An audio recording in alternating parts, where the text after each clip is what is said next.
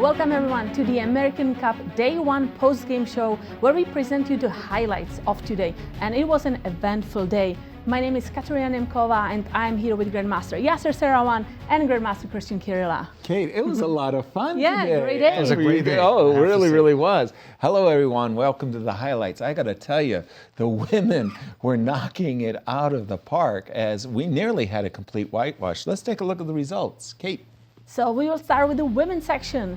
Here we see Alice Lee won against Nazi Paikidze, Irina Krash won against Atusa Purkashian, Carissa Yip won against Talia Cervantes, and Anna Zatonsky drew Tatev Abrahamian. And in the open section, the results there. Not that decisive in the open section.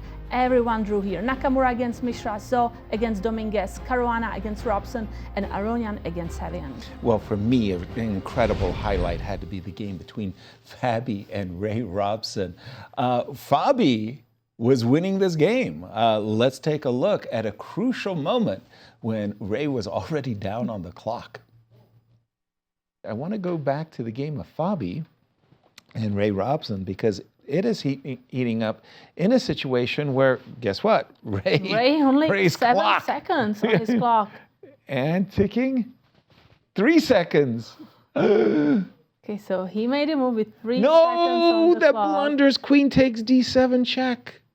Rook takes B3, Yeah, rook queen takes takes B3, B3. queen takes D7. No. Finally, the knight on A4 is gonna be alive. It's a hero. Double question mark. Rook to B3. No. Played with 3 seconds on the clock. You simply just cannot play a full game. Well, you On increment. in time trouble, as Marie says, makes fools of us all. At a certain moment, you have a glitch. Wait, are they just... Wait a minute. They repeated. Oh, did you see Fabi looking at the stars I like just can't believe his it. his eyes just like looked up at the heavens and said, "Really?" He knows he had a great preparation, 1 hour, 20 minutes course. advantage. You know why I then don't like this exchange result? up. Why? Because it just reinforces to Ray the idea that he can survive every single game with 2 seconds on his clock for the whole game. Remarkable. It's ridiculous. Remarkable. And that was an amazing highlight as Rook takes B3, blundered the game, but one more look where, Rook takes B3, Rook takes B3, you can't take the Rook because there's Queen takes D7 check and the royal fork. So exactly at this moment, Bobby's going to be in a full exchange up. Ray has no chance. His And I king's think Ray floating. realized it very quickly that he just blundered. And he was shaking his head. And again, with no time on his clock, Ray is a Houdini, a modern day Houdini. Incredible. Cristian, highlights from you. Absolutely. I have this game for you. Carissa Yip versus Talia. Carissa Yip started off blazing hot in this one. She started with one knight c3 and she got a good position out of the opening. And at this point, she's a pawn down, but she has tremendous compensation. So what she has to do, first step, great step, knight to b5, go towards d6. After castle, you should continue with that. Look, the bishop on h6 is a bit out of play. Put the knight on d6, that's going to give you a tremendous advantage. You're going to be able to build up on that. g4, h4, g5, open things up. On the king side, with the knight on d6, everything would have been swimmingly for Carissa. She did not do that. She played the move queen to e2, and after d5, it is now Talia that's getting the initiative in the position. Bishop to g7, the king is perfectly protected. Take a look at this, f5, and rook takes d5. That's a bit too greedy, because right now, I'm not going to move away with my queen. I'm continuing my attack, and guess what? That rook on d5 is going to get hit with the bishop coming to e6. Bishop to g2, and now I just simply have a winning position. As black, Talia was in great shape. She was playing her moves very, very fast and very accurate as well. And she got into this winning position. Queen to d6, rook to d7, check, queen to g5, hide the king away. And finally, the last moment, after bishop to c6, she was winning on the spot. Queen to e5, follow it up with queen to e2, and queen to f1. Checkmate in 3 moves. But there was another final twist in this game. Take a look. There. So King F2, only move. Queen E2, mate on the next turn. And queen f1, checkmate. Yep.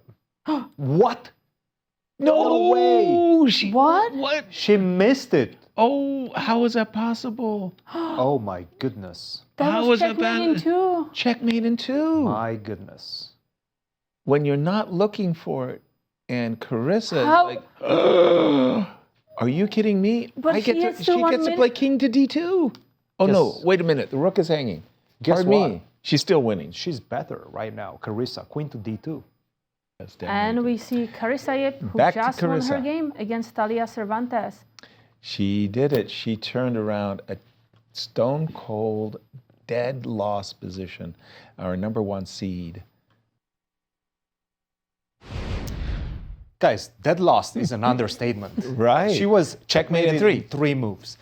And another game that I have to show you is this one, Hikaru versus Abhimanyu. Hikaru was really trying out of the opening to play a long game, put pressure all the way until the end on Abhimanyu, and he managed to get a better position.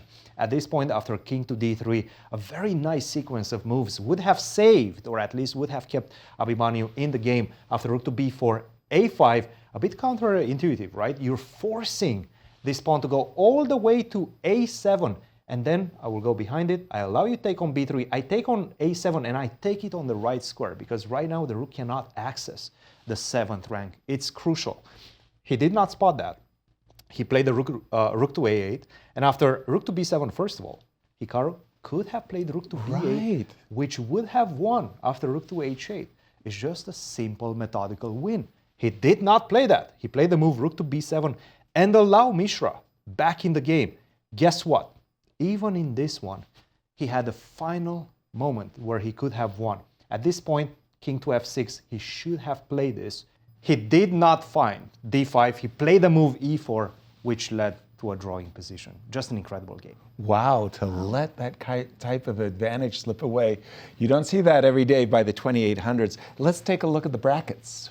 Let's see, and let's start with the women's section. So we have the same players are going to face each other again tomorrow in the second game, but they're going to have different colors than today. And whoever wins proceeds in this champions bracket. Whoever loses goes to the elimination bracket. And if the result tomorrow is going to be drawing the match, then they're going to play Blitz and then maybe Armageddon. And tell us about the open bracket. And in the open section, again, we have the same players facing each other again, but with different colors. 4 draws. Will we have playoffs for tomorrow? I'm thinking we will. I think we might be seeing some blitz. Join us tomorrow, and what can I say? Tell your friends where you're hanging out. What a day we had here at the American Cup. Bye, everyone.